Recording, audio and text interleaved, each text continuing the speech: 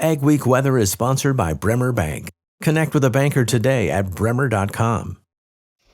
As spring begins, will the weather be favorable? Here's Dawn with our AgriWeather outlook. It is a relatively quiet and fairly pleasant April weather pattern setting up for much of the Middle West. Kind of call it April nice. Chance to enjoy some early spring conditions across the northern plains and most of the upper Midwest. Now, that being said, that doesn't mean there's not going to be any rain or anything like that.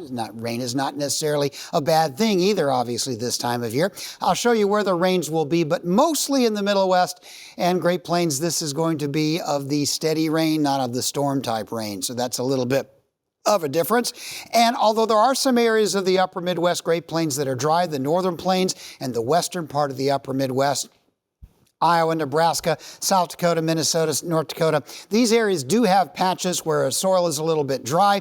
At the present time, I'm just not seeing that kind of absolute absence of precipitation that would lead us into springtime drought. That's not to say there won't be drought this year, just means I don't see it really becoming worsening over the course of the next couple of weeks. I've got a lot of wavy lines on here. The jet stream pattern, you got the subtropical jet stream coming around the globe here across the south. The polar jet splits, and it's split over most of North America going into the beginning of the week here. And that split flow is yielding relatively weak weather patterns. We had this storm that's in retreat this weekend, dumping some heavy snow in New England. As that moves away, the pattern goes relatively quiet. Temperatures are fairly mild in the Great Plains. A little bit of cool weather in the Great Lakes in the wake of that slow-moving weather system that brought snow to places like Wisconsin and Michigan last week. But that cold weather will gradually exit. In the Great Plains in particular, we'll start seeing some warm air building up.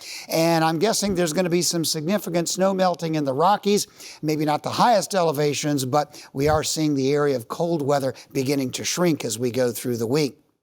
Not a lot of stormy weather. You look for southwest to northeast flow in the jet stream. That's where low pressure systems tend to have a tendency to gather moisture and to gain strength. And the only place we're seeing that really is off the coasts, off the west coast and off the east coast. And in the west coast, it's mostly in the northwest.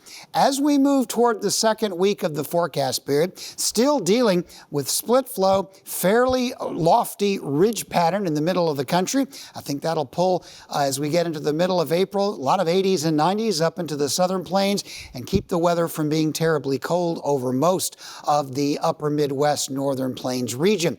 Precipitation, here's the storm track. This may not be that excessive, but there will be rain and storms early in the week from Texas up through the mid-south and on up into New England. Some of that will eventually turn into snow.